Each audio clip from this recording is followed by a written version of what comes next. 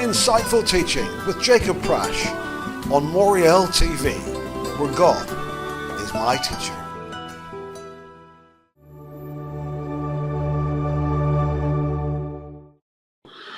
Okay, folks, it's just gone 7 o'clock. I think it would be prudent to start.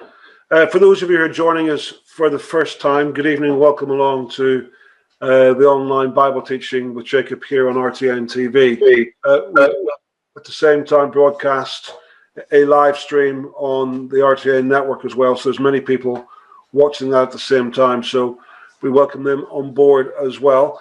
I've had a few emails and a few messages over this last week. People have been raising some suggestions and some ideas. I'm just going to throw it out to you tonight.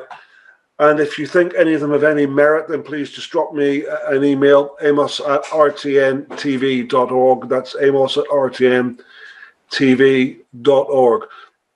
One of the things that has been asked, if we could share each other's email or contact addresses, so we'd have like a contacts book, because many of you are seeing this as the only fellowship or the only outlet for fellowship that we currently have available to you, and we are spread across the globe, and some people would like to develop those friendships and maybe explore that in their own time. So if that's something you think has got some merit or you want to sort of develop that, please drop me an email and we can always discuss it at another time. The other issue that people have looked at is also a mechanism for asking questions after we've closed down. And one of the things that I'm looking into in relation to that is different rooms. So once the program finishes, there can be a variety of annex rooms, electronic annex rooms. So you can go into a room, join that. So it'd be like a home group, only it is on the internet, it's on Zoom. So there might be 2 or 3 rooms where people perhaps in one geographical area, one country area, we could develop that. And if you want to go and chat with friends and continue the fellowship and the discussion there and then, you'd be able to do that. We need to look how we can do that technically. I know it is possible, but it's just finding a mechanism for actually doing it so it's actually practical for everyone to do it, because not everyone's got the best internet connections and there may be some issues. But those are things we'll explore. And then finally, the third mechanism that people were discussing, and I don't know if it will work, but certainly it's something which people have asked about, is having an online forum for the Bible study. So if, for example, before you came on board tonight, if you'd already had a pre-read through Zephaniah chapter 3, and you already had your question primed for Jacob, you could either put that on the forum or email it through to questions@Jacob. We've developed that email address, so we'll have a prior idea of some of the questions. So if need be, Jacob could actually develop those in his teaching if perhaps he was going to skirt over that or not pay as much attention as you thought you needed in relation to that. So just a few ideas, just really in relation to developing the whole idea of the Bible teaching. But if you have any others, if you have anything else you think might be a good suggestion, please let us know. This is not about me, it's not about RTN, it's not about Jacob. It's simply finding a mechanism that works as effectively as we can for everyone involved, so that everyone gets the opportunity not just to participate, but to actually leave the meeting thinking, I've learned something useful, something that I can actually use, and something perhaps I can use with somebody else who doesn't need it. And I have the confidence to actually ask us without someone going, oh, not you again. So please, if you've got any suggestions, any ideas, please let me know. It's amos@rtntv.org, simple as that, and I will get back to you. I might not get back that very day, but I will get back to you, and we'll develop those options over the weeks as we move on. So we are now in part 3 of Zephaniah. This is probably the largest of the 3 chapters. There's quite a lot here. I don't know if Jacob will manage to finish it tonight. He may need a 4th episode, as it were, but we'll see how that goes. It's not a problem. But certainly this is the final chapter in those 3 chapters of Zephaniah. And it has been an interesting and somewhat enlightening exposition of scriptures. A lot of things that certainly I didn't know before. A lot of you are in the same situation, so we thank the Lord for that. Let's just go to prayer, and then we'll go directly into the program. Lord, we just thank you once again for this opportunity of coming together in Jesus' name, Lord, to hear you receive teaching and a blessing through that word, Lord. We just ask you to bless Jacob, that his voice holds on, Lord, and he's able to develop and present the message to those who need to hear it in a way that we can understand and memorize it and make it effective in our lives. Lord, we thank you for this opportunity, Lord, where others don't have it. Lord, we just thank you that we can come together in your Son's name through RTN TV and to be together in one extended family, as we will do one day when your Son returns in that kingdom. Thank you, Lord. Well, Jacob, so much to you, brother. Bless you. And after the program, as usual, we will develop your questions, and I'll unmute the microphones at that time. Bless you. Okay. If you're just joining us for this third chapter of Zephaniah, it will not make as much sense to you unless you've heard the first and the second. The second is on RTN. It'll be going on Moriel TV tomorrow. The first is up on both RTN and Moriel, and we'll be hopefully concluding tonight the book of Zephaniah, which has the idea of being hidden. Now let's understand certain things once again that we've touched on, but need to put back in perspective before we go into chapter 3. The first thing is, always remember, we have to always keep in mind, all of Israel's prophets prophesied for 3 different time frames. They all prophesied for their own time or the events in their near future. They prophesied for the first coming of Christ, and they prophesied for the second coming of Christ. They all do that. There's nothing in the Old Testament that does not have a prophecy about Jesus, not a single book in his first coming. And there's not a book that does not have some kind of prophecy about his second coming. But they all, of course, speak of their own time. Where you have variation, though, is the proportion. The proportion. The book of Zephaniah speaks of the prophet's own time, but that's second. It gets the second most amount of verses. It talks about the first coming of Jesus or predicts certain things. For instance, the defilement of the temple in chapter 1, verse 9. Those who leap on the temple threshold will fill the house of their Lord with deceit and violence and so on. Well, we know that happened twice when Jesus said, "You filled my Father's house with deceit," and all these kind of things. You know, it's there. His first coming is there. But that's tertiary in terms of the proportion. So things about his first coming are tertiary. Things about the prophet's own time, Zephaniah's own time, which we'll come to in a second, are secondary. What's interesting about Zephaniah is it's the second coming of Christ, the return of Christ, the day of the Lord, the close of the age, that's primary. It's the future prophetic meaning for the close of the age that accounts for what most of the verses are focused on. Yes, obviously there's things for his first coming. So, you know, there's things, and it's there, and there's things for his own, the prophet's own time, just before the Babylonian captivity. Those things are conspicuously there. But the most emphasis in the book is on things that are to take place at the close of the age. We have to remember that. Now let's look a little bit further at this. There are 2 continuous threads or streams throughout the book of Zephaniah. One is the one of judgment and coming judgment and the inevitability of the judgment.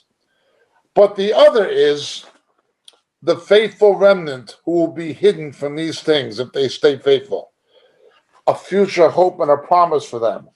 All throughout the book, every time he prophesies and predicts what is going to happen, that is of a negative nature, both for his own time and for the close of the age, you'll find he always comes back to a promise for the faithful people, to the people who he's really appealing to. Right from chapter 1, we see this.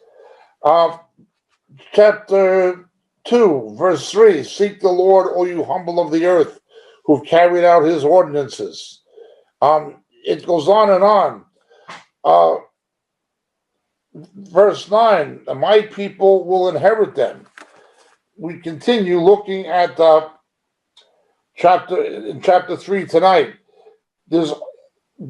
It goes into a long diatribe about the sin of the nation, both present, that is Zephaniah's time, and what's going to happen at the close of the age. But it always keeps coming back to this promise for the faithful remnant, for the faithful people. It's the closing theme is never the judgment itself, but the hope for those who serve the Lord. Okay. Now, remember, this time and the end time will be characterized by two things. In chapter 1, verse 6, we see the following: those who have turned back from following the Lord. It is a time of massive backsliding. There was a massive national backsliding at the time of Zephaniah before the Babylonian captivity. And there will be a massive time of backsliding, both within the apostate church and, of course, Israel, before the day of the Lord and before, again, Babylon the Great. A massive time of backsliding. But it is also a time when people took on what would later be known as the philosophy of deism.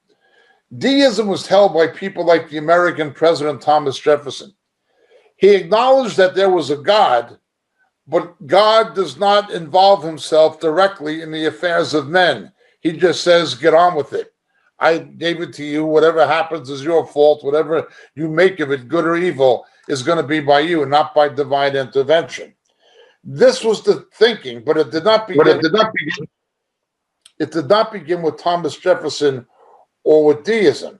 It's a much older way of thinking.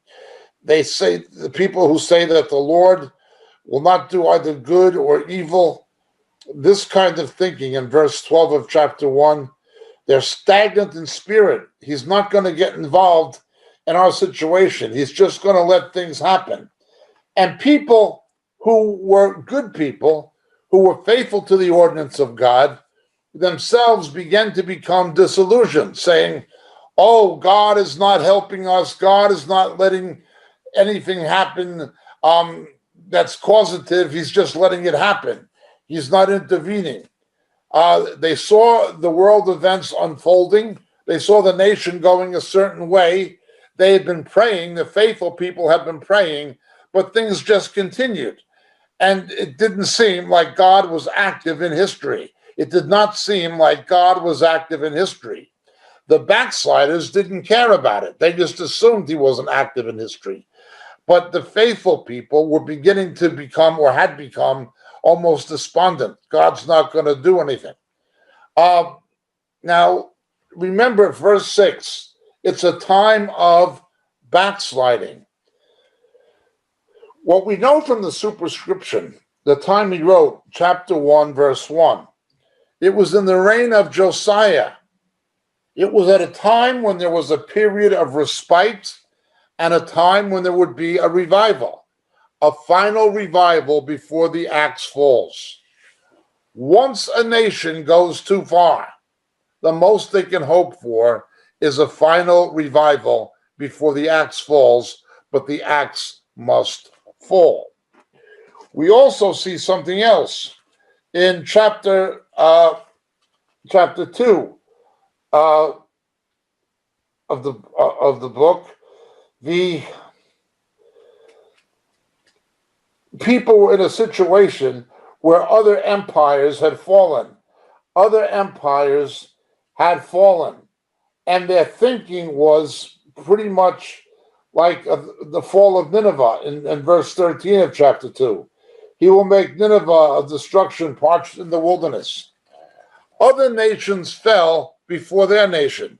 His judgment had already begun on these other nations. Assyria fell. Babylon took their place. Okay? And more falling other nations were coming. Well, that's what we live in. We're going to see, or we have been seeing since the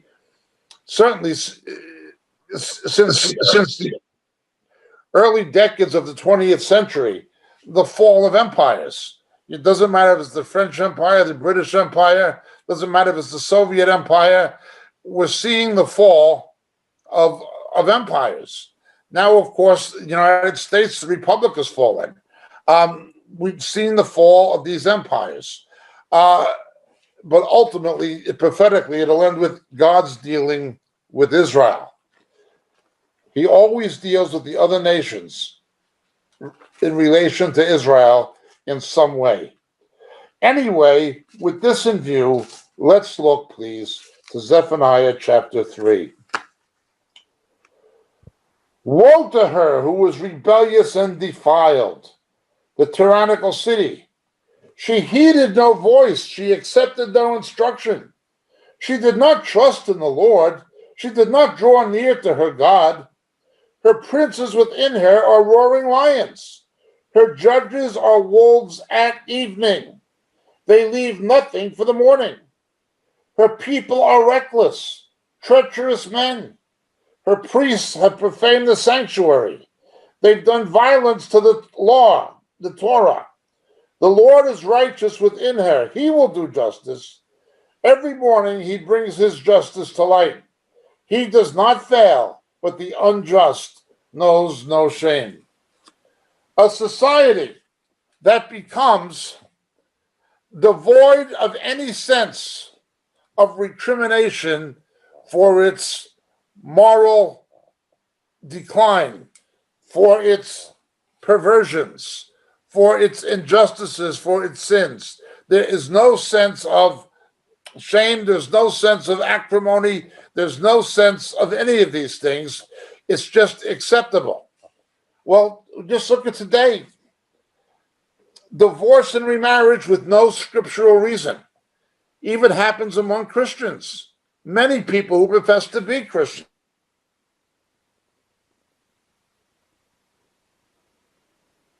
Of disgrace. When I was first saved in the 1970s, early 70s, when I first met the Lord, and for a few years after that, I knew people who were divorced and remarried before they got saved. And I knew people who got saved and their unsaved husband or their unsaved wife left them and took off with somebody, and they remarried a believer. I knew cases like that. But two saved Christians, two born-again believers getting divorced. I didn't know anybody like that. I didn't know anybody who knew anybody like that. I'd never heard of such a thing. That was the world. That was Hollywood. Christians didn't do that. What God has joined together, let no man put asunder. You can go to churches. Churches that say they're evangelical. And it's not a case where the unbeliever left the believer. Or it's not a case of something that happened where there was a divorce and a remarriage before they became Christians and all things are new. I just mean two Christians arbitrarily getting divorced and going. I know pastors like that, pastors of churches who are in ministry, who are divorced and remarried with zero biblical grounds for doing so. There's no sense it's wrong. Now it's gone beyond that. Certainly in Great Britain with people like Steve Chalk, in America with people like Steve Greer, the president of the Southern Baptist Convention, and Tony Campolo, particularly Greer and Chalk in Britain, openly accepting homosexuals, saying that we're a gay-friendly church. Well, you can be friendly to people who are homosexuals. You can be friendly to homosexuals, but you can't be friendly to homosexuality. It's an abomination. You can be friendly to homosexuals, but not to homosexuality. But this is in the church now. This is in churches where people actually claim to be saved, claim to be born again. And even in the church, there is a declining sense that it's wrong. There is no sense of recrimination, guilt, shame about it. None. It's become socially and culturally acceptable in the world, and it's become socially and culturally acceptable even in the church. Now, with God's eye, it's also Israel. It's also Israel. You have one of the biggest homosexual and lesbian festivals in the world in Tel Aviv. One of the biggest. There's a reason why the book of Revelation, alluding to Jerusalem, says Sodom and Egypt. Sodom, only Jerusalem, Sodom, where their Lord was also crucified. It's the church and it's Israel. We have to understand what Zephaniah means, first of all, for Israel and the Jews, before we can understand what elements of it apply to the church. Now, you see, Zephaniah is speaking specifically to Judah, the kingdom of Judah. Okay, speaking to the Hebrews. But then the prophecies become extended to the other nations. Keep saying to the nations, to the nations. I'll gather the nations. Well, it's the same thing, nations and Gentiles. That's what the word means, goyim in Hebrew, ethnon in Greek. Okay, so you must always establish what it means first for Israel before you can correctly understand what it means for the church. Be careful of people who don't do that, who just take the Old Testament and apply it to the church, to the negation of what it actually means in the Sitzumleben, or in the setting it was actually written. We have to understand what it meant for Zephaniah's time, to understand what it means for our time, and we have to understand what it means for Israel and the Jews before we can understand what it means for the church and the Gentile nations as well. Okay? Now, let's look at it. Once again, in chapter 3, they accept no instruction. They did not trust in the Lord. They did not draw near to God. Much like Micah, he's prophesying judgment. It's an imprecatory prophecy. It's known as imprecatory prophecy. He's prophesying judgment at a time when people thought there was revival. Josiah had come. Now things are going to get cleaned up. Now things are going to be made right. The reign of Josiah was an interim period of respite, like the reign of Donald Trump. Donald Trump was pro-life, and he was pro-Israel and so forth. There might be interim periods of respite up to a point. But Zephaniah ignores this. He ignores it on any kind of a national level. He ignores it. He's only interested in the faithful people of God. He's not interested in the rest. Well, it's the same. What you see happening now to the United States at the moment, or happening in Europe with Brexit, the focus of God is always, one, those nations in relationship to Israel, and two, the faithful believers within it. His primary focus is never on the nations themselves. Now let's look at this. Chapter 3. Her prophets are reckless. Her judges are wolves, and her prophets are reckless. On the United States Supreme Court, the judges are wolves. These are wolves. Wolves. The same Supreme Court that in the 19th century issued the Dred Scott decision. And it said, effectively, by legal legislating from the bench, by legal decree, that black slaves are less than human. A black was declared, in effect, to be 3/5 of a human being in the 19th century in the American South, and it came to the Supreme Court, and the Dred Scott decision was upheld. It subhumanized blacks. When you get to the 20th century, they subhumanize human embryos. Now, they ignored the scientific evidence. They ignored the scientific evidence that blacks were fully human. And they ignore the scientific evidence that embryos are surviving younger and younger, earlier and earlier in gestation. And with the advances in neonatology and so forth, you have babies surviving younger and younger from premature births. They just ignore the scientific facts.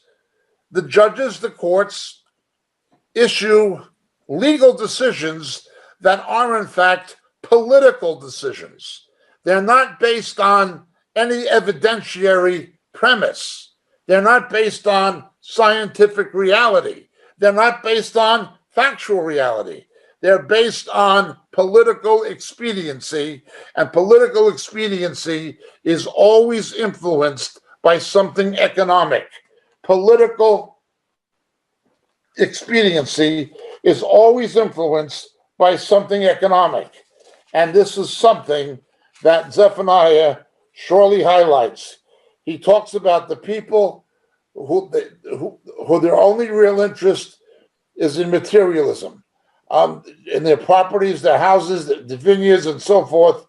They're trying to invest in material, financial interest, things of this nature. That is what is driving them and motivating them, and they put that first. They look at that above all other things. What is in my interest? Therefore, that is in my political interest if it's in my economic interest. The law, the Torah, the word of God be damned. That's the way it is. That's just the way it is. The judges are like wolves.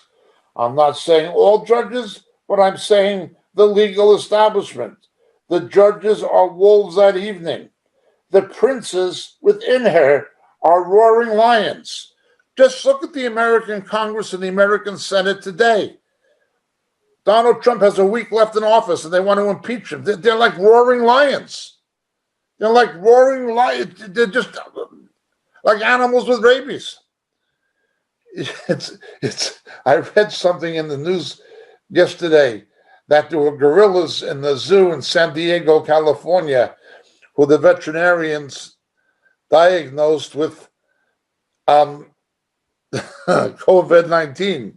There were actually 2 monkeys diagnosed with COVID-19 yesterday. I guess they didn't wear masks and practice social distancing or something. Nobody knows what to believe anymore. Nobody knows what to believe. What do you want to do? Make the monkeys wear the mask?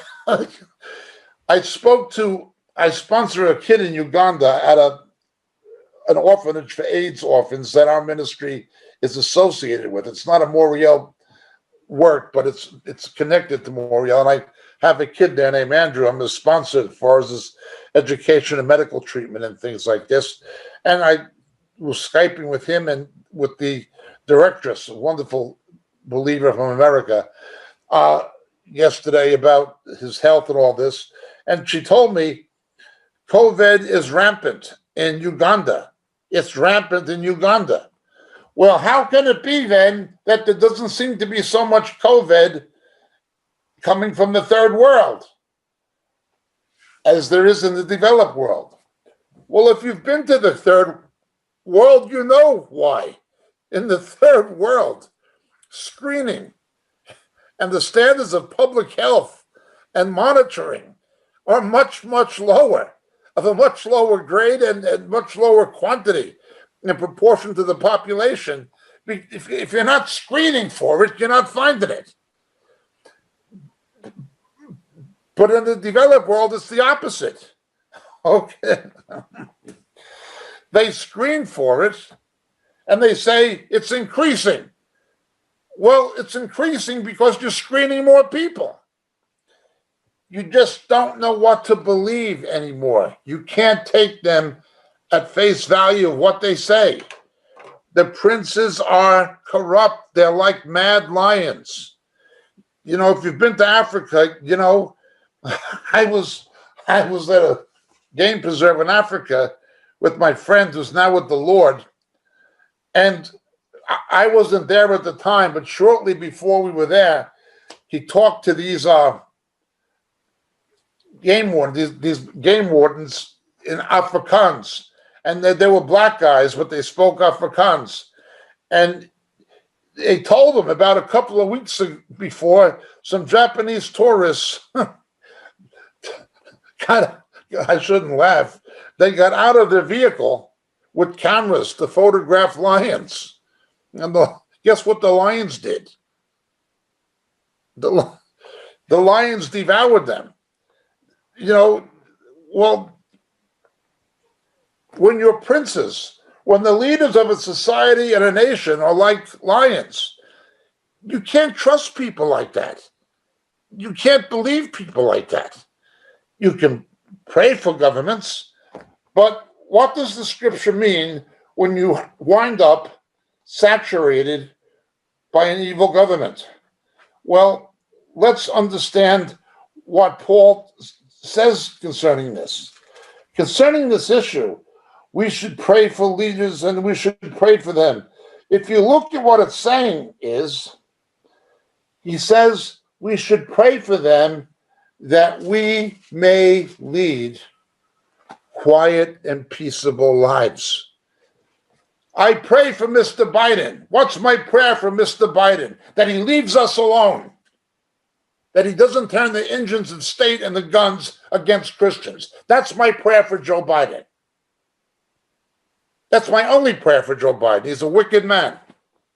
He's pro-abortion. He's pro the whole same-sex thing. He's a wicked man. He's in all likelihood going to hell. In all likelihood, he will spend eternity in the lake of fire. I believe we've gotten to a Jeremiah 28 kind of situation where God says, don't even pray for these people. Now, I say that only for myself, not for everyone else, but these are like lions. Oh, but you should pray for the leaders. Yeah, pray that they leave you alone. Talk to Christians who are in countries where the church is persecuted, like China or Vietnam, or the way it used to be in Eastern Europe. Pray that they leave us alone, that we may live peaceable lives.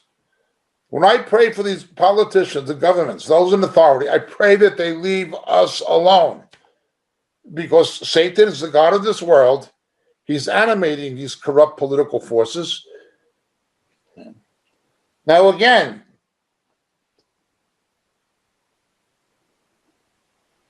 they're driven by some kind of material self-interest. I've tried to explain this, and I did explain it, I think, on our catching up this week. What you have is the new economy versus the old economy. I don't want to. You'd have to watch the webcast. But I explained very briefly that Karl Marx was fundamentally wrong about most things.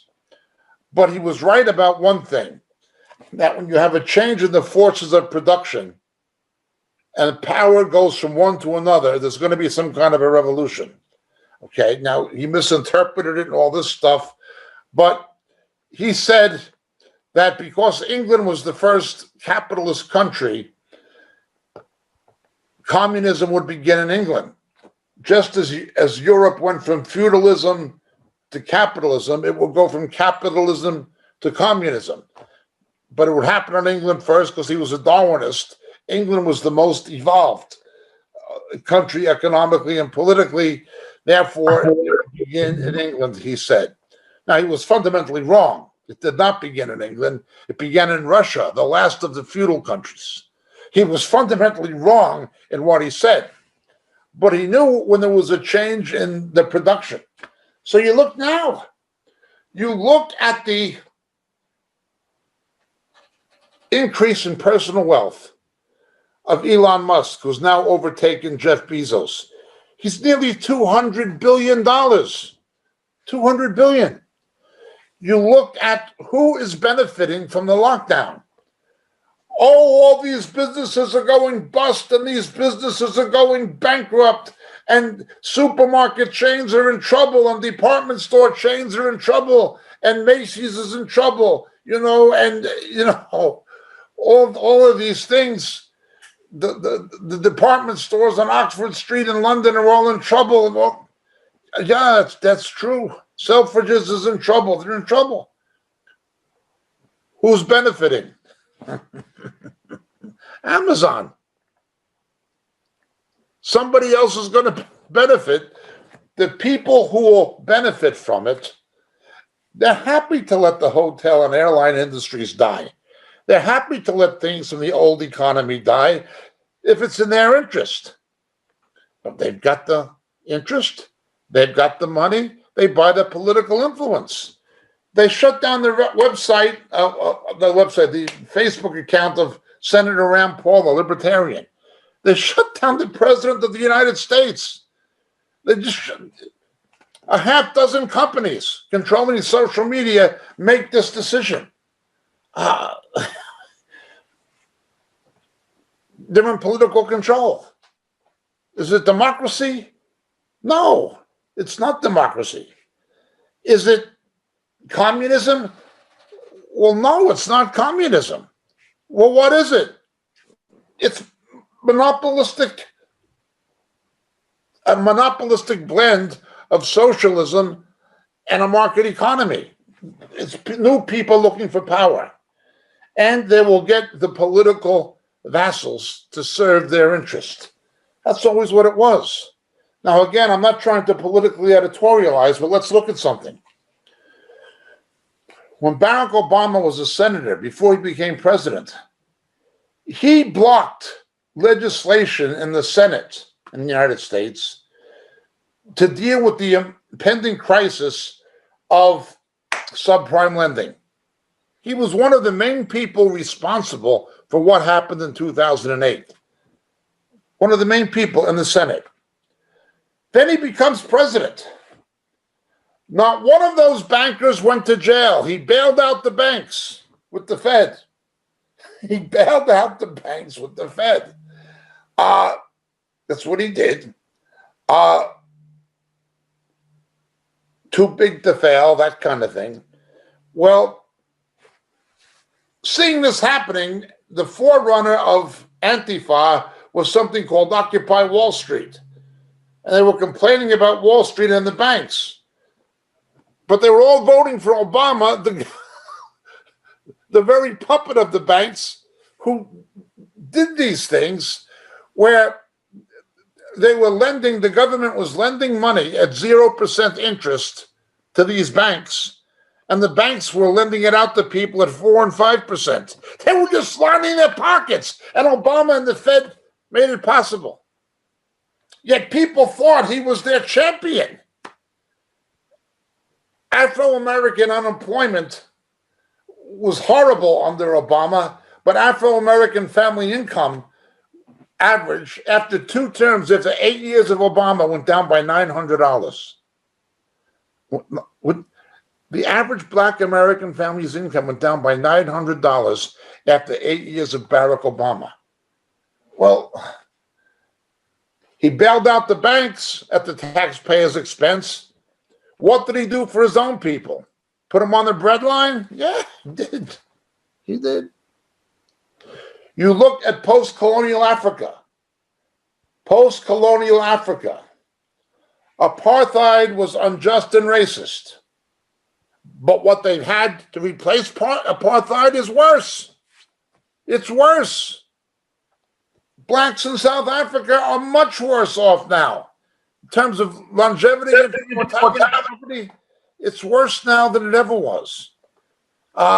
Every one of those countries, Kenya, Tanzania, take your pick, all of those countries were better off under the British. And I'm not a colonialist. But of course, if you say this, they say you're a racist. All these governments are corrupt. Africa runs by tribalism. Africa runs by tribalism. The social injustice in Africa is worse than anything you'll find in Europe or America. Far worse. But nobody says anything. It's not the narrative. The princes are like lions. These governments are all corrupt. They're all driven by select interests. They stopped caring about what the Word of God said. about many things, certainly morality and certainly justice. Now, I'm not trying to politically pontificate here. I'm simply trying to interpret what is happening now in light of what happened then. It was the same kind of thing. Her judges are wolves, and her princes are like roaring lions. Corrupt political leaders and a corrupt judiciary. Completely corrupt. That's what it's completely corrupt. The European Court in Strasbourg, you believe in that thing for justice, you want to have your head examined. It's all political. But let's look. She's become a desolation, a resting place for beasts. Everyone who passes by her will hiss and wave his hand in contempt. Her prophets are reckless and treacherous. Her priests have profaned the sanctuary. They've done violence to the law. The Lord is righteous within her. He will do no injustice. Every morning he brings his justice to light. He does not fail. But the unjust knows no shame. Now look at this. It says the cities, they're just left there. They're just left in desolation. A couple of weeks ago, I drove through London. I drove through London, England, a city where I've lived for years, a city where I used to come as a kid from New York. I'd come to London. I know London very well. It's not the same London. It was desolate. I've got family and friends in New York. We have an affiliated church in New York. It's desolate. It's just all being left to desolation. What people don't see is it's a consequence of their sin. Oh no, it's because of COVID. How come China dealt with COVID very quickly and didn't tell anybody else, and Wuhan is not closed down like New York and London is? You understand? Or New York and London are. Now, they've got other problems there, but who knows? Let's look. Once you see the national leaders, and you see the judiciary corrupt, forget about it. Chapter 3, verse 3.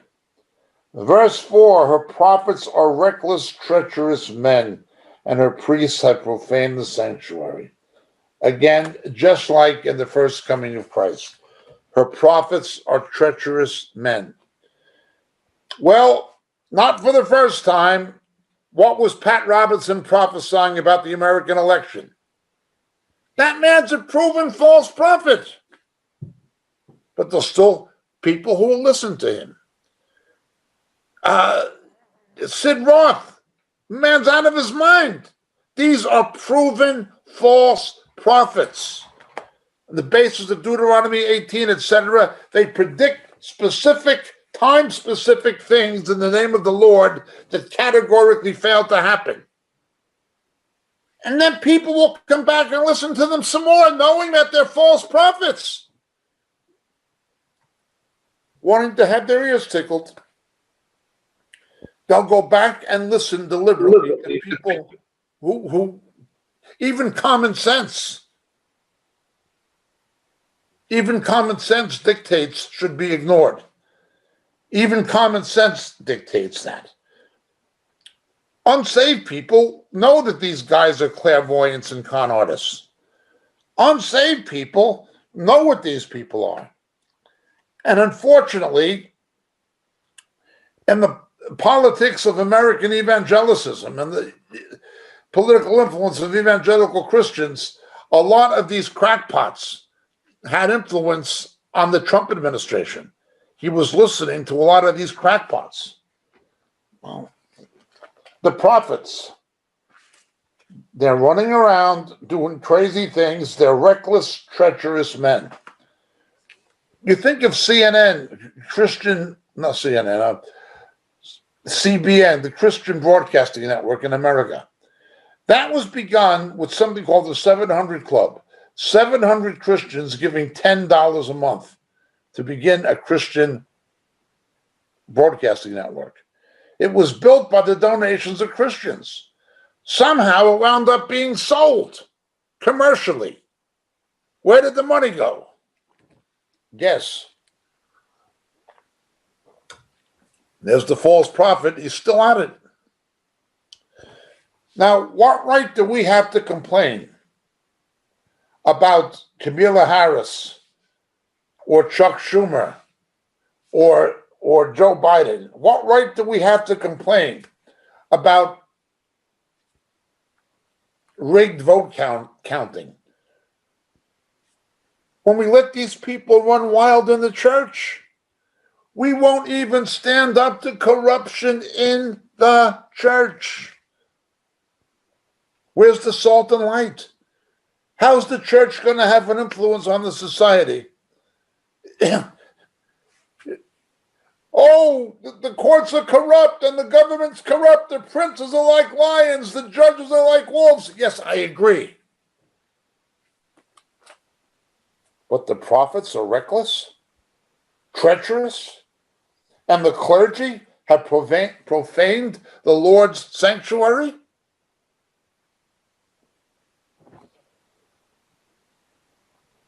They've done violence to the Torah, to the Word of God. The Lord is righteous within her. He'll have no injustice. Every morning he brings his justice to light. He doesn't fail. But the unjust knows no shame. It is not just the society that are shameless in their behavior, in their moral depravity. It's not just the society anymore. It's the nation Israel, and it's the church. Remember, the modern state of Israel has killed more Jewish children than Adolf Hitler. The Nazis killed about 1.5 million Jewish children. The nation of Israel, with non-therapeutic abortion on demand, has surpassed that long ago. Long ago. Who needs a Hitler when you got Jews to do it for you? Then they talk about justice. Justice. In the United States, they just elected a senator who says he's a minister of religion, a clergyman, Raphael Warnock in Georgia, who's one of the most militantly pro-abortion figures in the United States. Most of those abortion clinics are in and around black communities. What are you talking about white privilege and institutional racism? You're murdering your own children wholesale. In some states, 7 out of 10 aborted fetuses are black. What are you complaining about white people? You're murdering your own kids. Israel's guilty. The nations are guilty. It is unbelievable.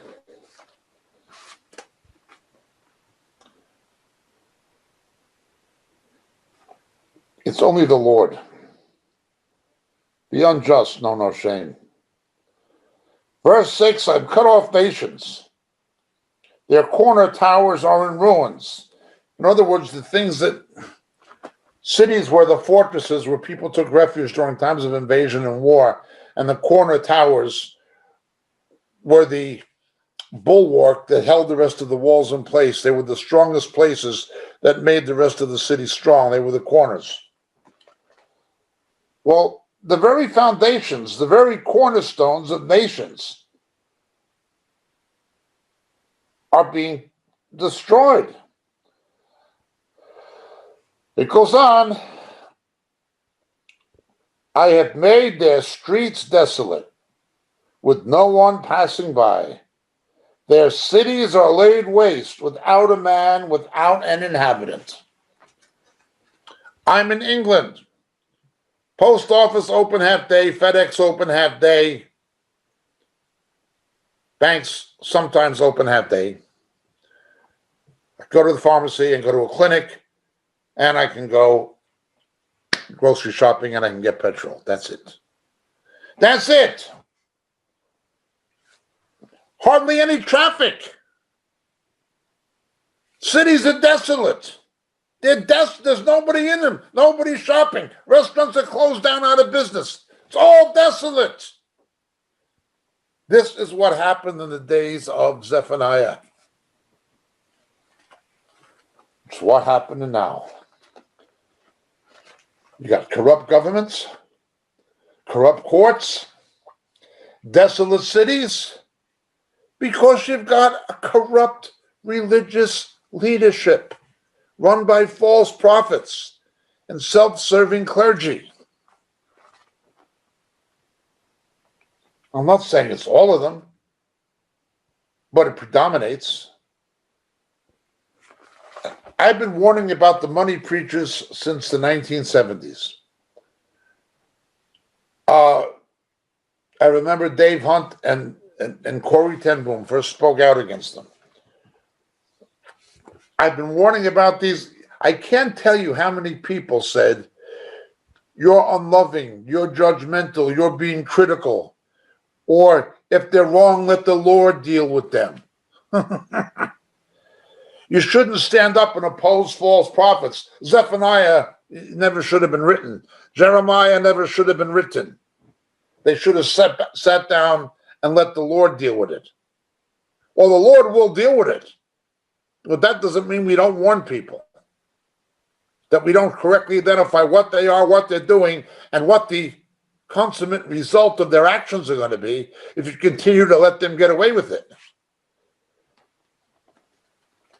But then it goes on.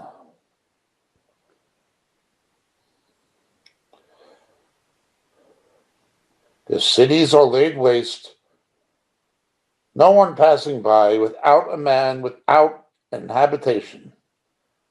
I said, surely you will revere me, accept instruction. That's God's hope. So her dwelling will not be cut off, according to all I have appointed concerning her. But they were eager to corrupt all their deeds. Therefore wait for me, declares the Lord.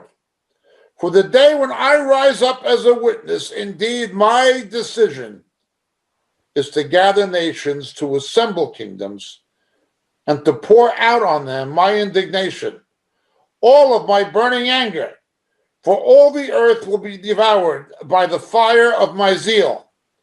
For then I will give to the peoples purified lips, that all of them may call on the name of the Lord, to serve him shoulder to shoulder. If you were to look at the United States, the cities, and again, I'm not a Republican, and I'm not a Democrat, I'm an independent. I'm an independent pro-life voter. Okay. No party affiliation or interest in political parties. If you look at the cities who voted consistently for liberal Democrats and things like this, and gave them power over a period of years, look what happened to Detroit. Look what happened to Baltimore. These were major cities at one time. Now you can go neighborhoods and abandoned buildings, nobody living in them, nobody wanting anything to do with them. And now they vote for these same politicians nationally. Okay, well, you destroyed Detroit and you destroyed Baltimore, now let's destroy Los Angeles and New York and Washington. This is only thinking about the short-term interest. Now I'm picking on America. Just look at England. Look what happened in England when you had the same thing with the industrialization. Look what happened to Bradford. Look what happened to Liverpool. Look what happened to these cities. Look what the Labour Party did. They destroyed everyone. They destroyed every one of those cities. They destroyed them and kept saying they were for the working man. Yeah, putting the working man on the dole. It was unbelievable. But they were godless. They were godless. Well, you vote for godless people, what do you expect is going to happen? Desolation. The unjust know no shame. So it continues. According to all I've appointed, they were eager to corrupt all their deeds. They are eager to corrupt their deeds. They'll corrupt everything. Not only the school system, not only the labor unions, not only the media, not only the government, they will corrupt the church and have done so. The best thing the Church of England can do for England is drop dead. It is dead morally and spiritually and theologically anyway. Wait for me, declares the Lord. I'm going to rise up as a witness. Now, that word there is in the Septuagint is martyrio. This is a messianic prophecy. Jesus was martyred. He bore witness to the sin of men. This is one of the verses in Zephaniah that does have application to the first coming of Christ. It goes on.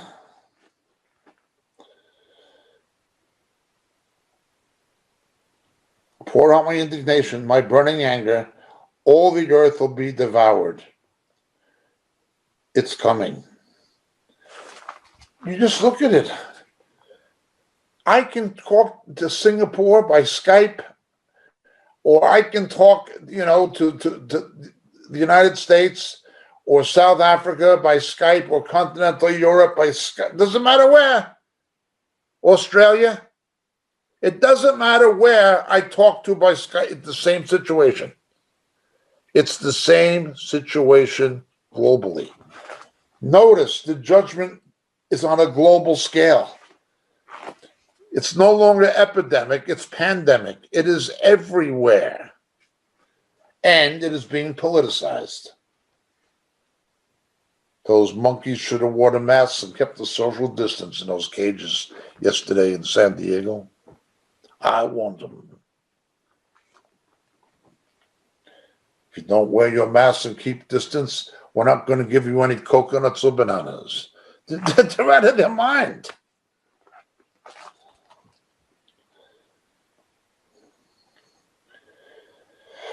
But something's going to happen. There will be those who call on the name of the Lord, but only after the judgment comes. From beyond the rivers of Ethiopia, my worshipers, my dispersed ones, will bring my offerings. It's always been interesting to me how many of the Falasha Jews, the black Jews from Ethiopia, the Falashas, how many of them were believers and are believers? Quite a number. And I'm not saying this is a specific prophecy about them, but it does have some relation to them. It goes on, in that day, you will feel no shame, because all of your deeds by which you have rebelled against me, for then I will remove from your midst your proud, exulting ones, and you will never again be haughty on my holy mountain. There are two kinds of people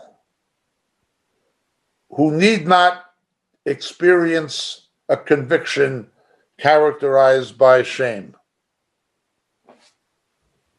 Those who are so backslidden they don't care anymore. And those who are so righteous, they have nothing to be ashamed about.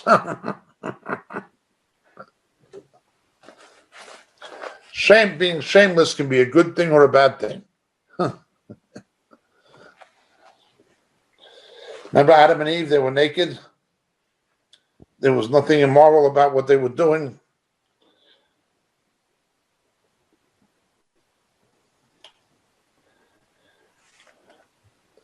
this arrogance, the haughtiness, the pride of man.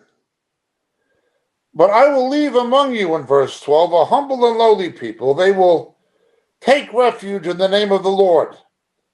The remnant of Israel will do no wrong and tell no lies, nor will a deceitful tongue be found in their mouths, for they will feed and lie down with no one to make them tremble. This had a partial fulfillment in the days of Zephaniah. A few of the poor of the land survived the 4 deportations of Nebuchadnezzar. Secondly, the faithful remnant of Israel at the first coming. Remember, Jesus told them, when you see Jerusalem surrounded, to flee. If you read Josephus, the Jewish believers who were the faithful people of Israel at that time in 70 AD, they were hidden, they escaped. They were taken to a place called Pila. Now, we address this subject, also known as Hierapolis, up in western Jordan, but right on the Jordan River opposite Israel. Now, understand this. On the teaching we did some years ago, the hiding places of God, based on Zephaniah, we looked at the places where people were hid and protected. The cave of Adullam, the cave of Ein Gedi, Pila, Hierapolis, based on the warning of Jesus, when you see Jerusalem, flee to the mountains. We looked at the hiding places of God where God was safe. But then we had the hiding places of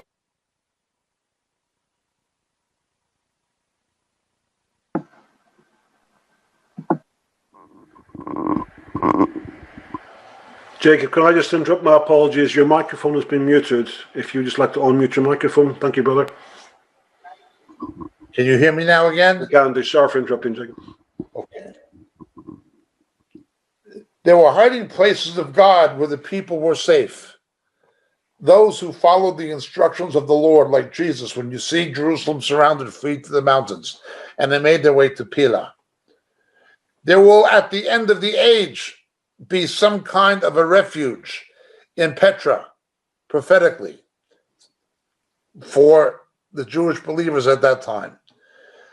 There was the cave of Adullam. There was David's hiding place in the cave of Ein Gedi.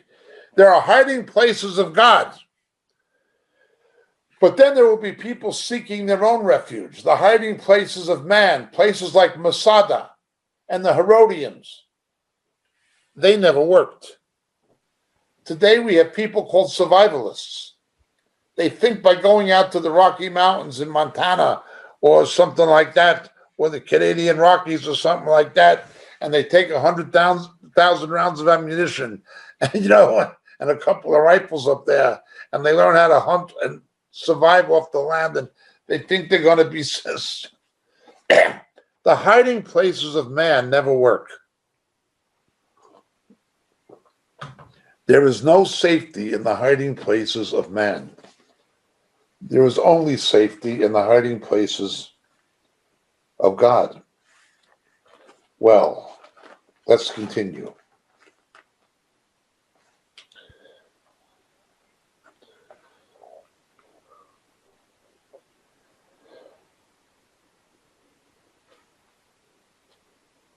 The remnant of Israel, no one will make them tremble. Then it continues. Now notice, after all this imprecatory prediction of judgment, shout for joy, O daughter of Zion. Shout in triumph, O Israel. Rejoice and exult with all your heart, O daughter of Jerusalem. The Lord has taken away his judgments against you. He has cleared away your enemies. The King of Israel, the Lord, is in your midst. You will fear no disaster no more. You'll fear it no more. And that day will be said to Jerusalem, do not be afraid, O Zion. Do not let your hands fall limp. The Lord your God is in your midst, a victorious warrior. He will exult over you with joy. He will be quiet in his love. He will rejoice over you with shouts of joy. I will gather those who grieve about the appointed feasts. They will come from you, O Zion. The approach of the exile is a burden on them. Behold, I'm going to deal at that time with all your oppressors. I will save the lame and gather the outcasts, and I will turn their shame into praise and renown in all the earth. At that time, I will bring you in, even at the time when I gather you together, the ingathering. Indeed, I will give you renown and praise among the peoples of the earth, when I restore your fortune before your eyes, saith the Lord. Notice the climax and the ultimate theme of Zephaniah. Despite all of the predictions of doom and gloom, despite the dies irae, dies ira, despite all of that, the climactic theme is when the Lord restores your fortunes. Now, of course, these verses that we have in chapter 3, ranging from verse 14 through verse 20, have a national prophetic meaning for Israel, which is what we read in Zechariah chapter 12, when the nations are gathered together against Israel. And the Lord comes back, and they look upon him who they have pierced. Zechariah chapter 12 is the ultimate fulfillment of what Zephaniah chapter 3 closes with predicting. All these nations will come, Israel will be regathered, and Jesus, Yeshua, will be there and undertake for his people and restore Jerusalem in the millennial reign. Well, what's this mean for us? Look, the judgment is inevitable. I've been saying that for years. The judgment is inevitable. Interim periods of respite, yes, but ultimately the judgments are inevitable. However, that should not be our focus. Our focus should be the restoration. Our focus should be the promise of Christ's coming. That's our hope. He is our hiding place. All this other stuff is for the unbelieving nations and for backslidden Israel. For those who love the Lord, for the humble of the land, it's a message of hope and encouragement. Once again, it always comes down to what Jesus said. When you see these terrible things happening, lift up your head, your redemption draws near. Again, just think of the analogy the scripture gives us of maternal labor. No human being, no mother in her right mind enjoys contractions, birth contractions. Nobody can ever enjoy such a thing.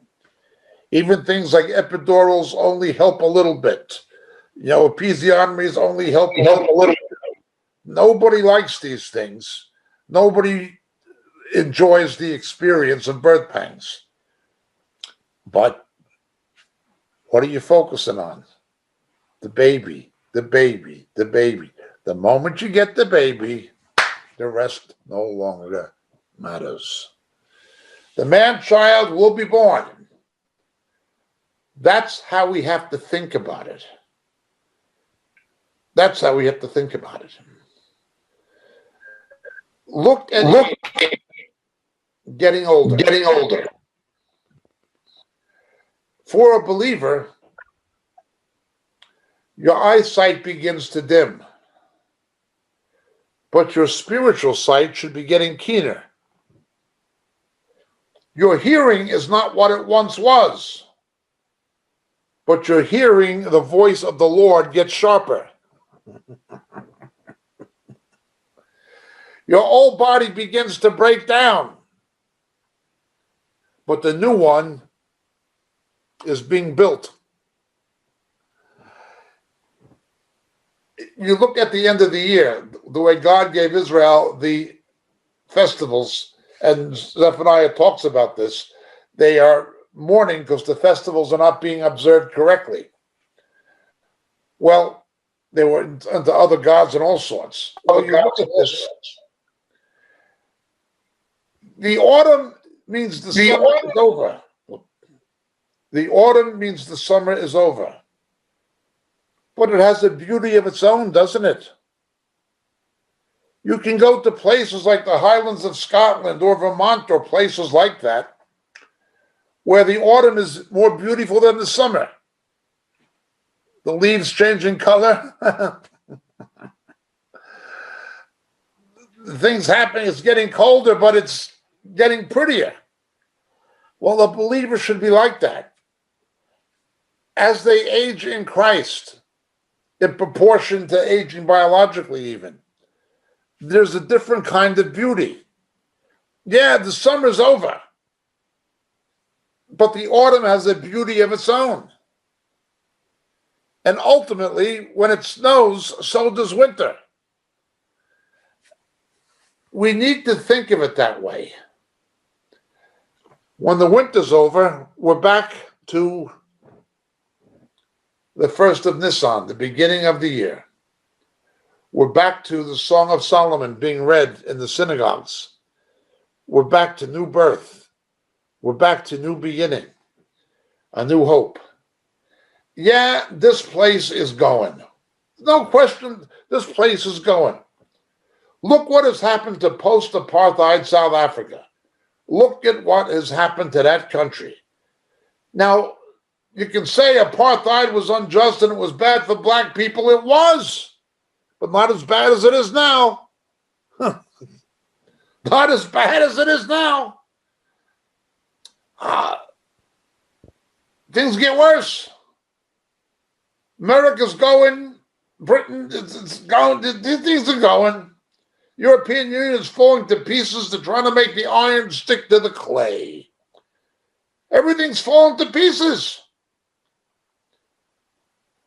What are you going to do? Don't focus on what is going. Focus on what is coming. In other words, we need to focus on who is coming. That faithful witness. He's coming. That needs to be our focus. Yes, verse after verse, imprecatory doom and gloom, judgment, decline, fall, ugliness, immorality, injustice, idolatry, verse after verse. But Zephaniah keeps coming back to the restoration, to the promise. Once something becomes so decrepit and broken down, you can't renovate it anymore. You can't use it anymore. Think of a public building. Sooner or later, you're going to need a new hospital, a new school, or a new library. You can't keep this old one going. It's condemned by the city, or it's a fire hazard. You just can't keep it going. The most you can do with a very old building is clear it out and turn it into a museum, but you just can't keep these things going. This doesn't work. You've got to think about making this thing last as long as we can, because the new one is under construction. We're living in this dilapidated house, this dilapidated building, this dilapidated community, this dilapidated country, this dilapidated world. We're living in something dilapidated. It's falling to pieces. We're trying to hold it together. How much can you use glue and duct tape to keep a house from corroding? Rather lousy.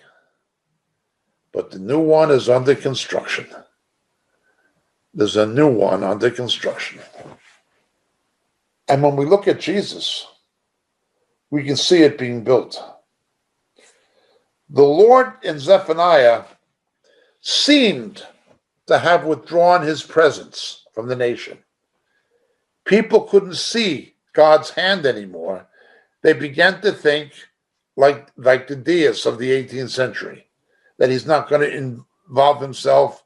Whatever happens is going to depend on us, not on God, things like that. It seems like that. But the encouragement Zephaniah gives is, it's not like that. Don't think like the world. Don't think like the lost. Don't think like the unsaved. That's their worldview. That's their worldview. We need to have God's worldview. And God's worldview is a very good one indeed. Jacob, thank you for that. Thank you very much. That's chapter 3. You got through it quite well, actually. I thought you might need a bit more time, but bless you, brother. You've done very, very well. Jacob, I'm just reminded that it's something that we're all aware of, and we're all probably guilty of to a certain degree. When we think of the Lord, when he spoke of the Pharisees, and he called them out, and he said, "You're whitewashed tombs." Yes. He didn't mess around, and he set the example for us. And I think oftentimes many of us are afraid to challenge people, or we think we have to go through a certain procedure. If something's not right within the church, every one of us is equally responsible. Every one of us is equally able to come to that table and say, "Why are you doing this? This is wrong." We see in the world today, health and safety, it's taken over every aspect of our lives. And people are meant to report health and safety. There's a crack in the wall. There's a trip hazard. And we do it automatically. But when it comes to our church, our fellowship, we're always very hesitant. So how much responsibility is there on us as churches that we are actually part of the causation? We're actually part of the reason we're in the mess we are. And is there any hope? Remember, from God's perspective, the first and foremost reason society is collapsing is the church is not being salt and light. That is the first and foremost reason. There are other factors, culturally, economically, moral depravity, yes, but the first and foremost reason a nation goes down the tubes in the present era is because its church is not faithful. Yeah. Once the church goes down the tubes, there's no salt and light. The society is going to go the same way. That's the first thing we always have to understand. Now, another thing that happens is this. And the devil uses these things. My people perish for a lack of knowledge. Matthew 18, in context, is about going to a brother or a sister about their personal sin, particularly when it's against you, before you go to anyone else about it, and then going with witnesses. It's about their personal sin. It's not about their doctrine or their praxis. It's about their sin. I have seen well-meaning but ignorant Christians say, and they've said this to me, "Have you ever gone to Benny Hinn before you criticized him as a brother on the basis of Matthew 18? Well, as a matter of fact, I did. We had it out eye to eyeball in Hawaii, but I may as well talk to that wall. Did you ever go to George Carey, the Archbishop of Canterbury? Yeah, I did, in Tel Aviv, eyeball to eyeball, but I may as well talk to that wall. But that's not what Matthew 18 is talking about. They misunderstand the scriptures. Second, the mental disease of religiosity, where people confuse emotionalism with spirituality. Yeah. And they particularly confuse mysticism with authentic spiritual experience. I just feel my heart. We need to be more loving. We had Amos, you saw we had an email from a lady today complaining about something, but she didn't even deal with the issue. She was just saying, this is too critical. I just feel, oh, the Lord said, I can't be, we have to be more loving. These are people who think with their emotions instead of their brains. They're not guided by the Holy Spirit. They are guided by their own spirit. I oftentimes think, Jacob, that there are obvious signs and signposts out there that we can pick up on, and for whatever reason, we miss it. And I've always stood by the idea that if you have a ministry that's named after the person who's in charge of it, don't go anywhere near it. So if it's Joyce Meyer or Creflo Dollar or Benny Hinn, why are you going there? If they're putting themselves before God, that's the warning. If you go into any licensed premises, it always has above the door, these premises are licensed to buy. Yeah, well, Benny Hinn Ministries isn't licensed by God. There's no mention of God. It's about Benny Hinn. Yet we still go there in our thousands. Sure. A valid point. You make a valid point. I don't disagree with it. But the fact of the matter is, ignorance is something the devil uses. Another thing the devil uses is this counterfeit spirituality based on emotionalism and mysticism. And it's not only women. There's a lot of women given to that, but it's not only women. There's men who get caught up in it. And it's really a disgrace, but there are. That is another one. And the worst is where the woman wears the trousers and the man wears the skirt, and he supports whatever his wife says spiritually. He lets her be the head of the family and the marriage. And she makes the judgments instead of her being under her covering. The husband is the head of the wife, as Christ is the head of the church. As soon as you see a marriage like that, you're going to have trouble. As soon as you see a Christian marriage out of God's order, it's going to mean trouble for the church immediately. And is it the wife's fault? Not primarily. It's the husband's fault. The main problem with Jezebel was Ahab. Yeah. Well, let's hand it over to our panel, to our audience tonight. If anyone else has got a question for Jacob, you can just unmute your microphone. I've got a question. And come through. Hi, Terry. Good evening to you. Can I go ahead? Yeah, guys, if you allow a couple of seconds for the delay with the internet to travel around the world, there's always going to be a little bit of lag. Terry is on the button. So, Terry, it's over to you. Okay, great. Jacob, thank you for this wonderful teaching and on all three chapters. Much to mull over. When you were referring early in your introduction to Zephaniah 1, verse 12, there was part of that verse that has puzzled me, and I'm not sure I understand the context. It's Zephaniah 1, verse 12, the last phrase. My Bible reads, "The Lord neither rewards nor punishes." I'm not understanding that context or even context. It's not what God is saying. It was the people who were like deists. They thought God was indifferent to the situation that was happening. He created it. You get on with it. God has nothing to do with the outcome. Got it. Zephaniah was issuing a polemic against that mentality, against that way of thinking. Got it. Thank you. Thank you. I have a second question if I got time. Go ahead, Terry.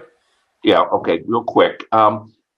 Your last theme of this, Jacob, has been if the church doesn't change, we're doomed. That is, so he can't stop what's happening. And you talked a bit about people asking you to talk to some of the leaders. What do we do who are part of the church brethren in a society where in Protestant churches, I heard a count once, there are 32,000 denominations. How in the world do we influence the leaders of those churches and such, besides prayer and such? I'm not sure how I take action. Okay, prayer get them to stand up to their job. Okay, prayer is first and foremost. And it's true to say, so goes the shepherd, so goes the sheep. It's true to say that. And the Hebrew prophets confronted the kings of Israel. That's all true. That's true. John the Baptist confronted Herod. Remember? That is what Paul stood before Nero. before Caesar. All of that is true. However, churches are like nations. They get the leaders they deserve. Let's look at something terrible. Look at the Third Reich. Conservative evangelical Protestantism, things like the Pietists and the Moravians, declined in Germany. And at Tübingen University, particularly, but other places, higher criticism, 19th century German rationalism, Hegelian philosophy. Christianity was reinterpreted as a Hegelian religion based on German rationalism. You understand? People Yes, like sir. Rudolf Bultmann and people like that. The church declined doctrinally, it declined spiritually, it declined morally. You have, therefore, a spiritual, theological, and moral gap that affects the society at large. 9 of the 14 evangelical, 9 of the 14 evangelical Lutheran bishops from the Staatenkirche endorsed Hitler and the Third Reich. The Centrum, the Catholic Party of Bavaria, and the Hans von Papen, the whole thing backed Hitler, made a coalition with them in Munich. Okay? Once the church goes, the society is going to go. But there's a market for the product. Hitler would not have come to power if there was not a market for the product.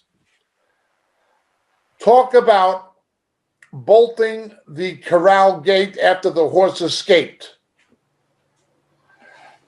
After the Holocaust and after the Blitz and the Blitzkrieg, you had conservative Protestant theologians led by Karl Barth,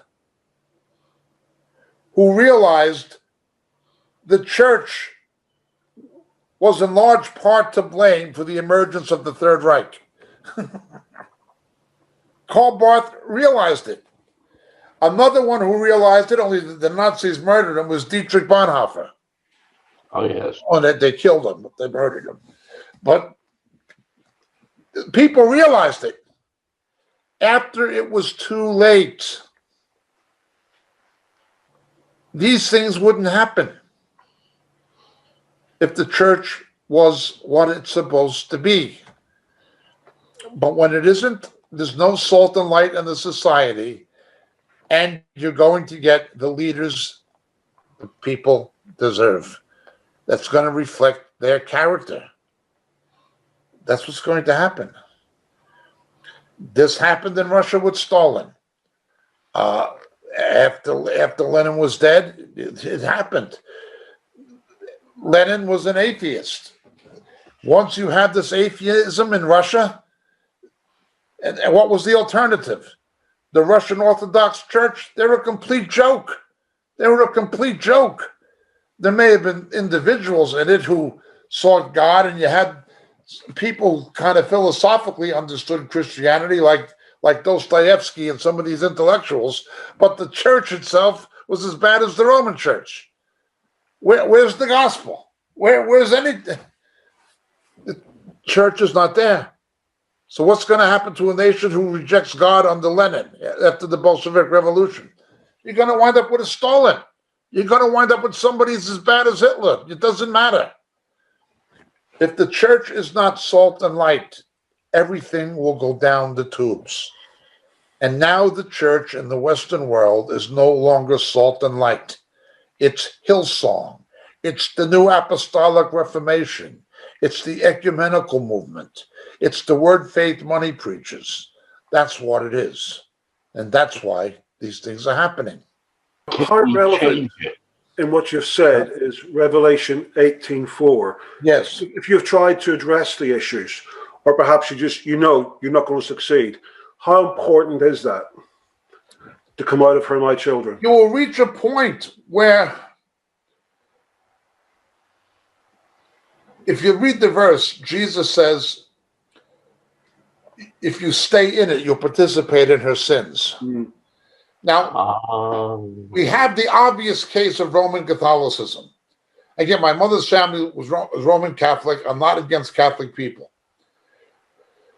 You cannot practice Roman Catholicism without sinning against God. If you practice Roman Catholicism, you are automatically sinning. You have the sin of necromancy, praying to the dead. You have the sin of idolatry, worshiping bread and wine as Christ incarnate.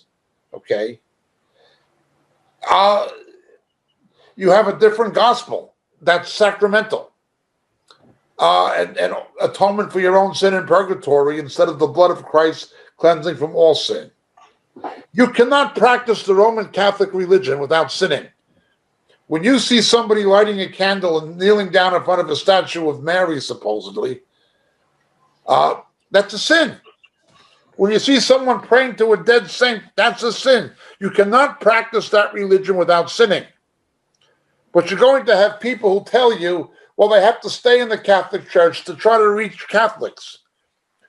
Who is going to tell an alcoholic who gets saved to keep hanging out in bars and hitting the jug so we can reach other drunks with the gospel? Who's going to tell a prostitute who gets saved to keep walking, being a streetwalker so she can reach other hookers? Who's going to do that? Who's going to tell a junkie to keep shooting up so he can reach other junkies? You understand? Well, it's the same thing. If you remain in these things, you participate in it. I have seen people in England say, well, my church is a good Anglican church and our vicar is a believer. Yes. And the evangelical churches in England that are evangelical, and if you don't understand it, it's Triludianism in England. Evangelical does not necessarily mean born again. It means not liberal or not Anglo-Catholic. It doesn't necessarily mean saved. But even the ones who are pay a disproportionately large amount of the support into the diocesan system. Oh, our vicar is not in favor of gay marriage. No, but then why is your church paying the salary of the homosexual vicar in the next parish who is? You participate in the sin by being in it. Now, there are some things we may not be able to control. Rendering unto Caesar and governments funding non-therapeutic abortion. Okay, you can't control that, but you can control the church. If you stay in these things, you participate in their sin, and then you will share in their plagues. Does that answer it? Thanks, Jacob. Yeah. That's really important, because I think we always need to look at both sides of the perspective. We can see the problems that we're involved in, and we can see the reality of the world through Scripture, and we can see that reflection.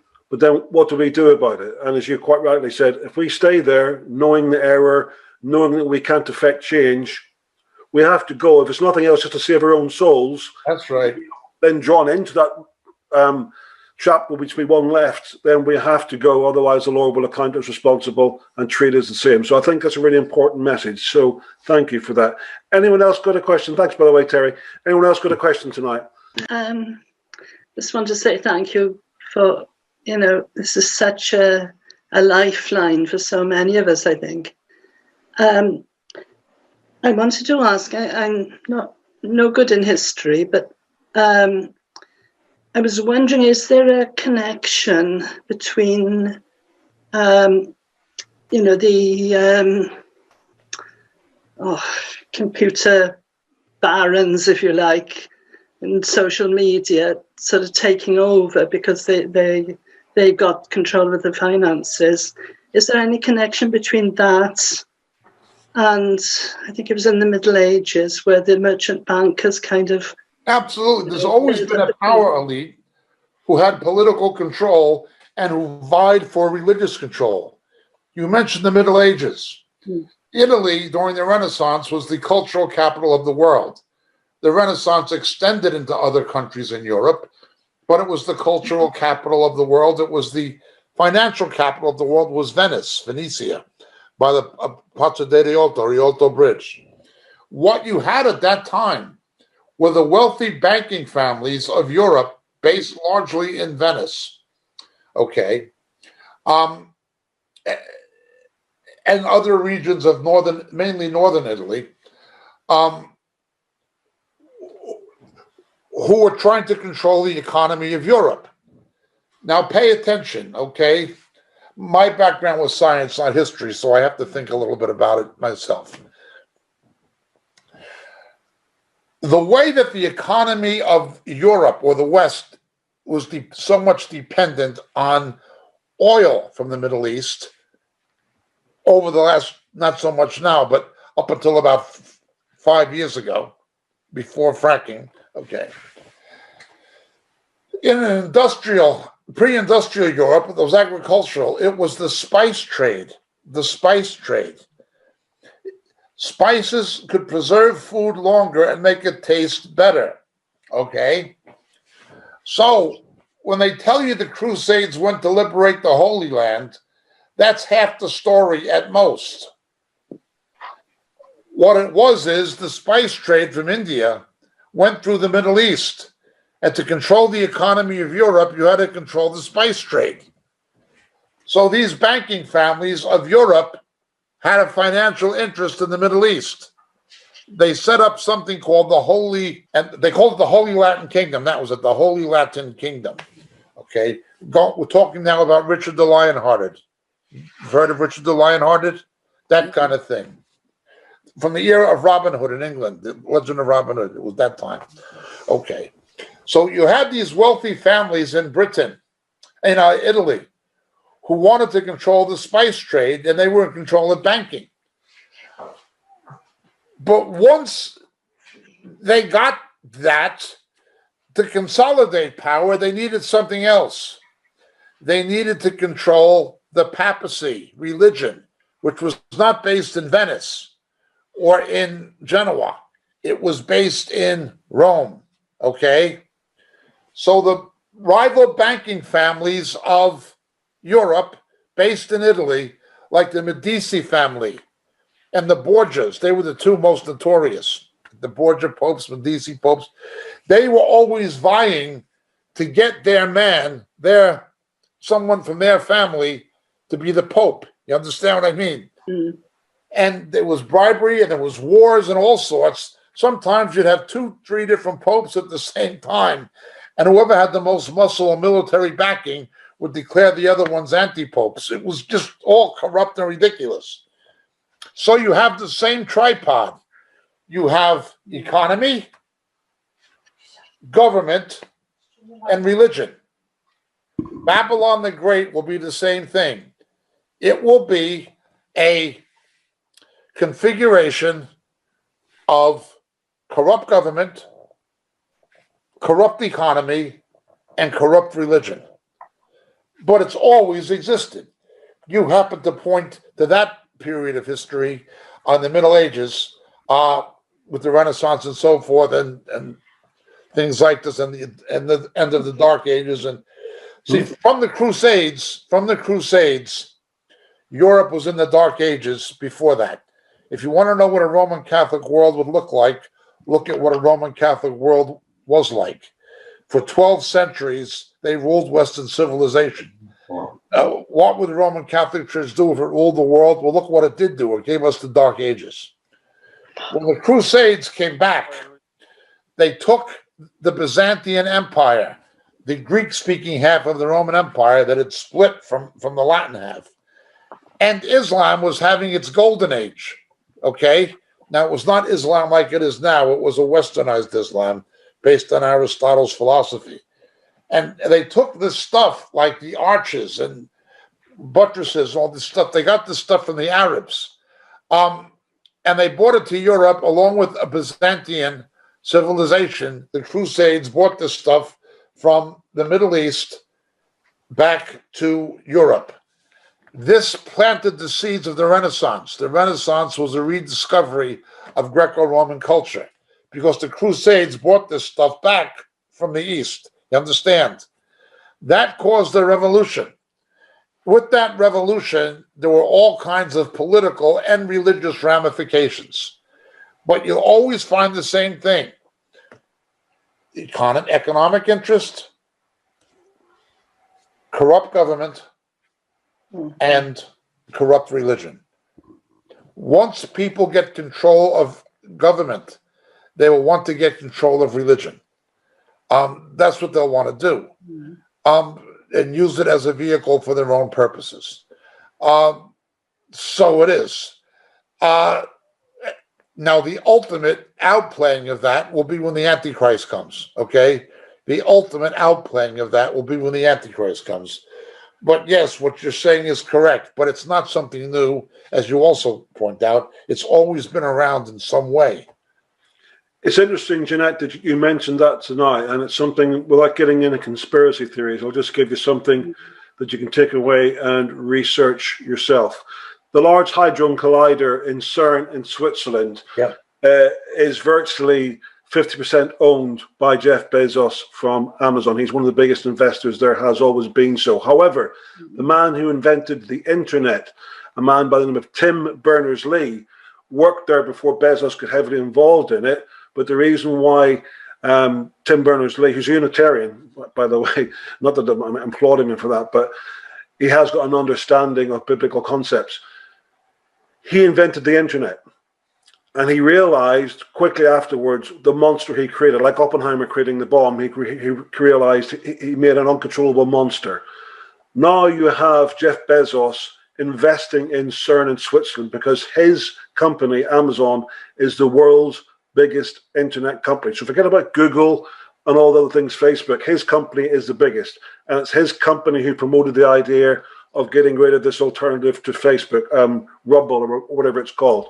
The reason why I mention all this is that he needs that in Switzerland, because if global powers change, what it may be, he needs electricity to drive his internet. CERN is a nuclear-powered facility, endless clean power. He can control whatever situation he wants. So that just shows you an idea of how these things can develop, and how you can have ultimate control regardless of governments. And that's what we have now with the Democrats siding with these people, or these people siding with the Democrats and trying to change the world as we know it today. But have a look at it yourself. It's all there. I don't want to get into conspiracy theories. Karen, go ahead. Okay, fine. I just wanted to ask, just quickly, because we've been talking about how the West has been moving away from its Christian foundations. I just want to ask, is there any biblical reason why God picked certain nations to have these foundations in the first place? You know, why wasn't it China that was, you know, the Western power, or I should say the Christian power? You know, why was it, you know, Germany or Britain? You know, what was sort of the thought process? Okay, let's look at your question. First of all, the book of Acts shows us the spread of Christianity from Israel and from the Jews into the Greco-Roman world, going north in the Middle East and then going northwest into Europe. That is the basic trail line of the book of Acts, okay? Mm-hmm. However, the Armenian Empire, not the Roman Empire, the Armenian Empire embraced Christianity before the Roman Empire did. The gospel also went to the east and to the south, into Africa. The Coptic Church in Ethiopia, the Copts in Egypt, they are descendants of very ancient Christian traditions, anthropologically. Okay, now biblical Christianity, it went from continental Europe in the Reformation, let's say, in the aftermath of the Reformation, from Germany and Switzerland, and then to Holland. And from Holland, that's where Arminianism came from. That's where Calvinism, as we define Calvinism, came from. Calvin was in Geneva, but Calvinism came from the Remonstrance of Dort in Holland, as did Arminianism. Okay, and the Anabaptists, the forerunners of the Baptists, the Mennonites and things like this, they were from Holland. Okay, then it comes to Great Britain. Then Britain becomes the center. Then the United States becomes the center. I can tell you there are more Christians in China than there are in the United States, almost certainly. Latin America, about 30% of the population of Latin America, about 30% of the population of South and Central America have turned from Roman Catholicism to Pentecostalism in the last 35 to 40 years. It's close to 30%. It's more than 1 out of 4. Brazil went from a 96% Roman Catholic population. It was the most Roman Catholic country in the world in 1972. Now it's down to about a 71% Roman Catholic population. The growth of evangelicism in Latin, now they got a lot of problems. I'm not saying they don't have problems. It has always shifted like this. You go to the Philippines and see how fast the churches grow. Now churches are growing in Muslim countries in Asia, like Indonesia and things like this. Everybody has their time. Everybody has their time. The third world is having its time, much of Africa and so forth. But ultimately, the gospel will end the church will end where it began in Israel. Okay? Christianity will prophetically end where it began in Israel. Does that answer your question? Yeah, but this is like one other thing I would tell you. Where are you in South Africa? Where are you? Oh, I'm in the UK. Oh boy, you have a South African accent. Well, my dad's Ghanaian, you see, so that would be why. Oh, he's Ghanaian. Okay. Okay. You look at the 5 nations in the world. The 5 nations in the world that have had the most scripturally evangelical influence in their national heritage and culture. The 5 countries most influenced by the gospel in human history: Israel, Great Britain, the United States, South Africa, and New Zealand. No 5 countries have had more of a gospel influence in their foundations as societies and nations than Israel, Great Britain, the USA, New Zealand, and South Africa. They've had the 5 most. The church in all 5 of those places is either dead or backslidden. Faithful individuals, yes. The church itself, no. Churches are growing in the third world now, and they've got problems. I hope that helps clarify things and put it in perspective a bit. Eric, good evening to you. Good evening there. Thank you so much. Quick question. Because we see the division in the U.S. and also in the church, and it's getting wider, we see in history that like empires and nations have gone through these type of splits. Do you think that the USA as a nation is going through the same thing? And it's a divided society. It's a divided society. Don't forget, the United States already had its split in the Civil War. Yes.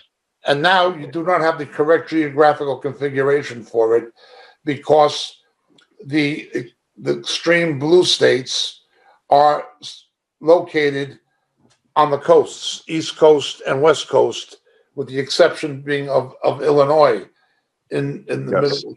Okay. The rest of the country could go either red or they're purple. They could go red or blue. You know what I'm saying? Yeah. So you don't have you do not have a single geographically unified region. The liberal strongholds tend to be on the coasts. Okay. Because I also see within the church, like I talking to people, I even have a client, in my business that we can talk. I talk to her about situations of what the Democrats agree with, such as like Raphael Warnock, him being a minister and Ebenezer Baptist Church, and really saying that abortion is a God-given right. Now, scripturally, he's a wolf. Scripturally, he's a curse. He's preaching another gospel. But it's like, because the hatred of Donald Trump, that is actually kind of like put aside. Like, that's not too important. And I just don't understand it. It's like I'm looking at a person that said they believe in Jesus, that they've been touched by Jesus, but they believe other things. So we're looking at even a split. Even in I originated from Times Square Church, and even within that church, there's a split with people supporting people like Cuomo and people like that, saying that he's a good governor. And it's something that's really How can somebody who's pro-abortion and pro-same-sex marriage be good? Well, they can't be. But that shows you what's happened to Times Square Church after David Wilkerson went to be with the Lord. Yes. You know, that Colin Carter was, frankly, not what David Wilkerson was, and other places I wouldn't set foot in it. That's just one example. Put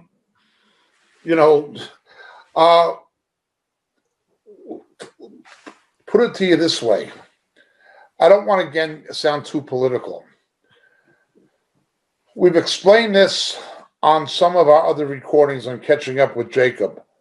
The Democratic Party was the party of slavery and the party of Jim Crow. Okay? Why would black people vote for the party that oppressed it?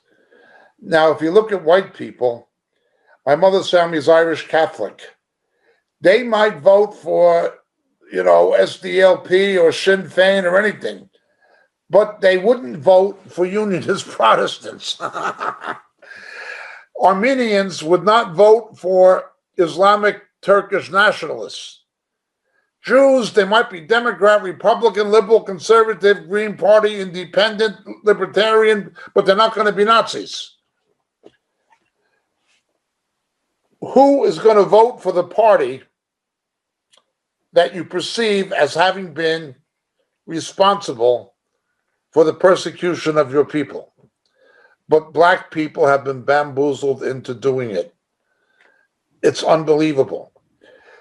What they would basically do in slavery is have a black person, and a black man would be a stud. Because even at an early point in its history, the United States outlawed the slave trade. Bringing slaves from Africa was outlawed in the very early years of the United States. They had to breed slaves internally. And they used black men as studs to breed slaves. Once you use him for what you need him for, you put him in, send him back out to the cotton field and put him in chains.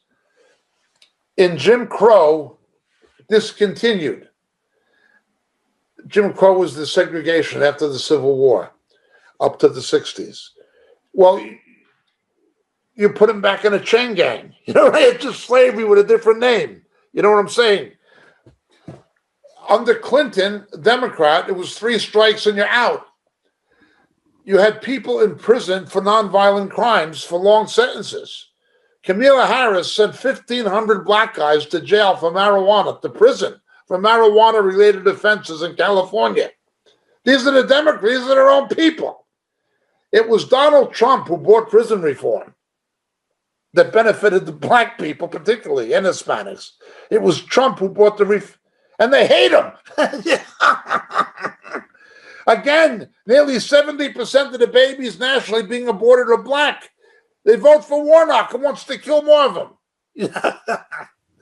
When he was senator in Illinois, Barack Obama, when he was in the state legislature, state senate, he voted for partial birth abortion. Most of those babies that were being killed were black.